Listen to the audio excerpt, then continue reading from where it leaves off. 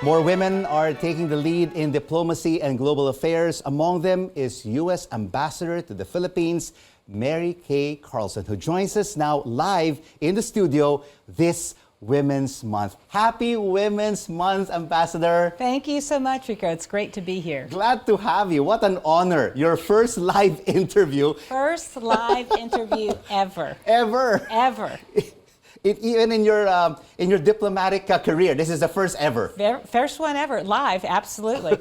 Well, how are you liking the Philippines? How are you liking this recent post of yours, Ambassador? It is absolutely amazing. We have been received, my husband and I, with such warmth, and our embassy team is so hardworking, and the level of engagement has been nothing short of dramatic in the it's been just 7 months now since I arrived, to have received, the Secretary of State, the Vice President, the Secretary of Defense, the Secretary of the Navy. We have our Secretary of the Air Force coming soon to inaugurate one of the EDCA sites. So this level of engagement is exciting. It's a great time to be an ambassador. It's a great time to be a woman ambassador. Yes. And it's wonderful for our family. Our daughters were able to visit over the holidays and to get to experience some of the Burr Month festivities. Oh, that was also great. I'm sure that was a big surprise for your two daughters coming to the Philippines.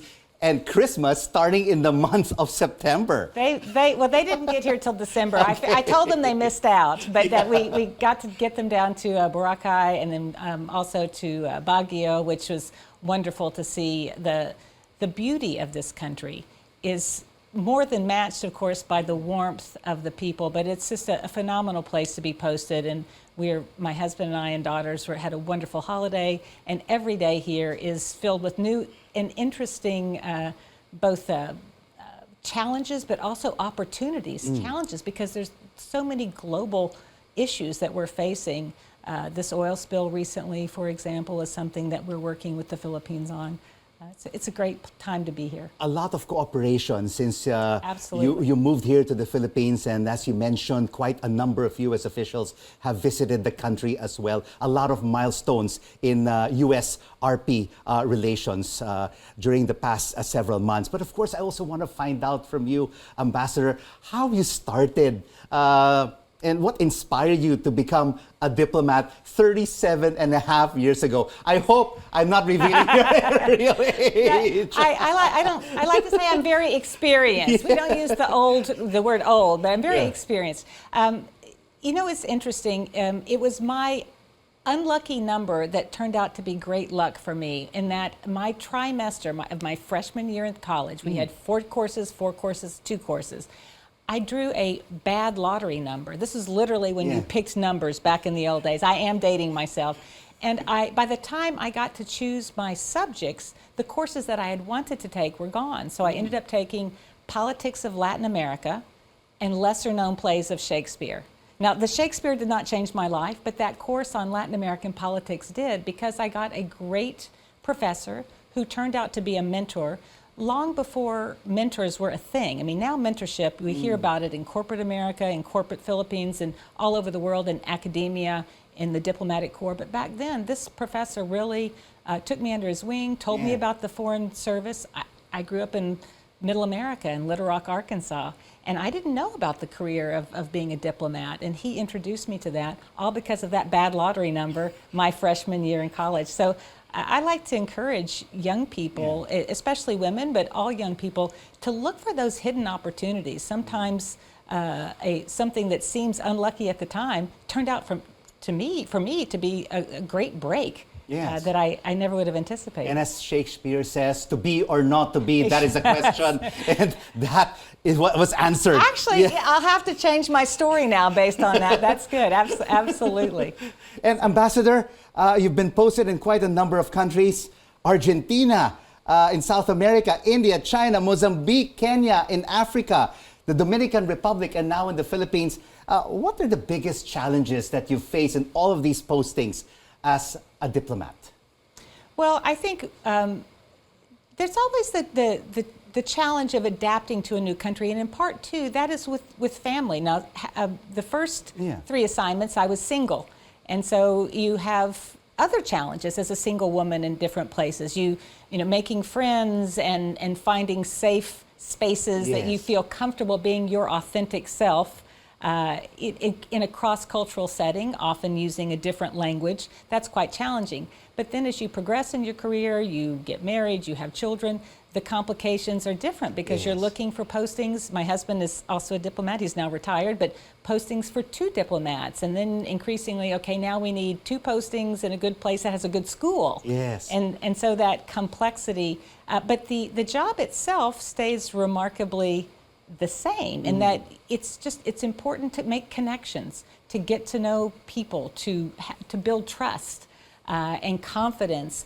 to be able to project what U.S. policy is, and then also to report back what is important in the country where you're posted. And it's always challenging, always interesting. I think challenges, when I say challenging, I don't mean that in a bad way. It's just interesting. I learn something new every day. Every post that I've been, but especially here in the Philippines, there's just so much to learn. The breadth and depth of our relationship is such that everything matters to this relationship, whether it's environment or security assistance or women's entrepreneurship or trade, investment.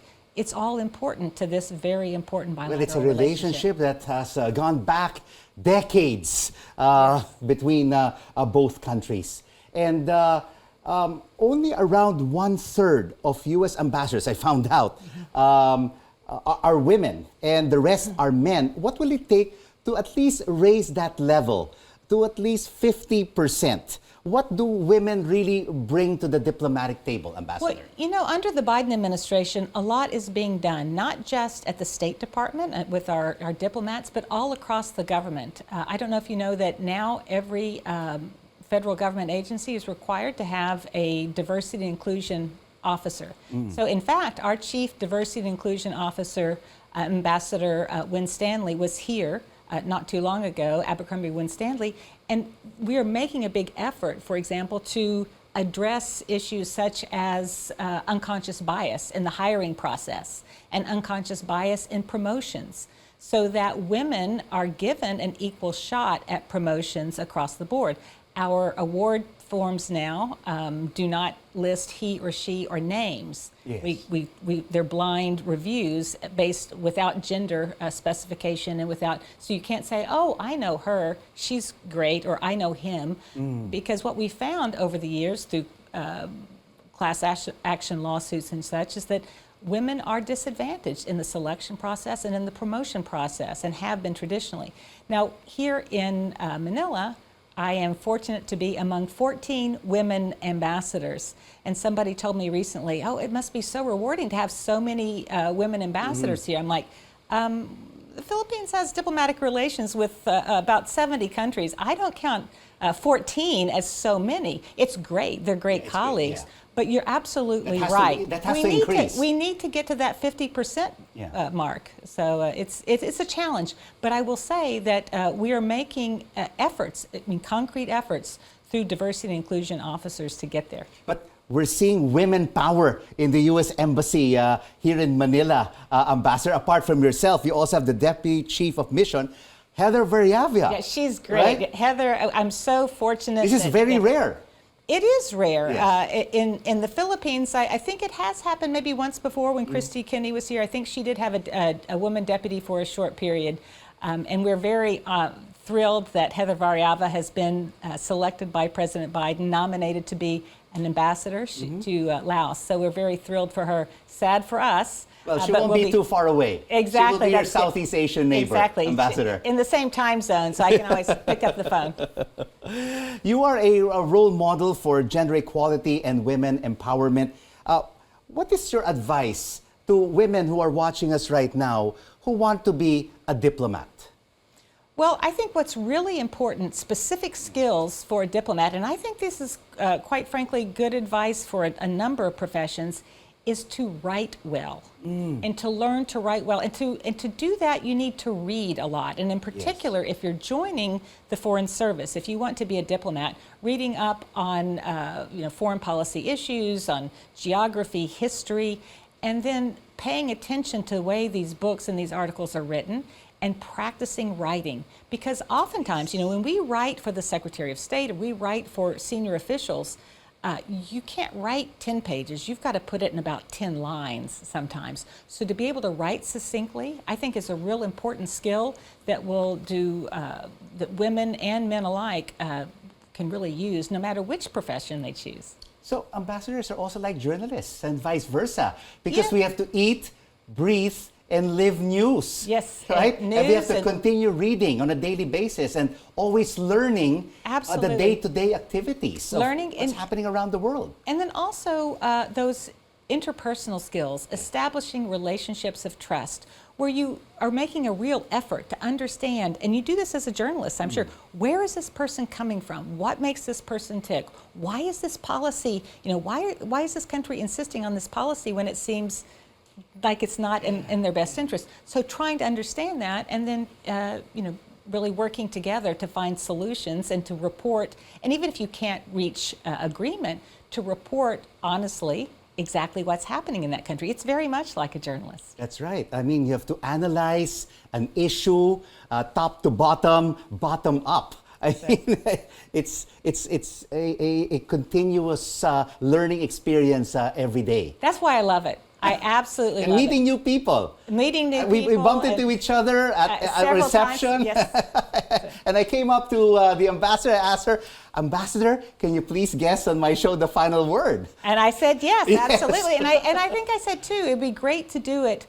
for Women's History Month, or International Women's Month as it's called here. It's such an important time to highlight there are great opportunities for women. Yes. But I think it's important not to, it's okay if you don't make it first or fast or best, or just, find out what interests you, what you're passionate about, and pursue it. And maybe it's a bad lottery number your freshman year in college that opens a door that That's you right. never would have thought about. Yeah. There's always a purpose. There's Yes. always a reason for having that bad lottery number, Ambassador. And of course, what's really important is, I'm sure through your career, you always had a role model. Was there a role model apart from your family or your relatives that you looked up to?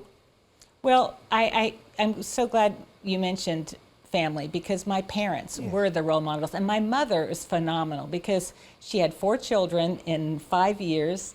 She went back and got her master's degree when we were all in high school, and she was an educator and just an outstanding role model. So I could not have asked for a better role model from age 0. So, Ambassador, which number were you? Were the eldest, were the middle child, or the I am youngest? The oldest of 4. Ah, okay. Oldest of 4, yes. Okay.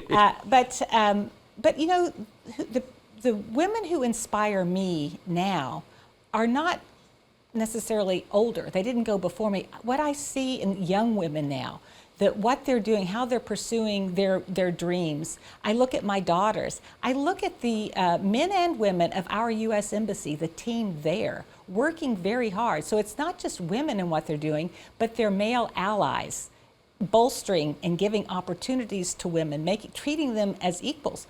Our younger people don't look at 14 ambassadors out of 70 and say, wow, y'all are doing great. They look at that and say, what's wrong with this picture? Yes. And young men are doing the same thing. So when I've had great role models throughout, but I really am impressed with the younger people and how they are really addressing unconscious bias, and they're not taking it.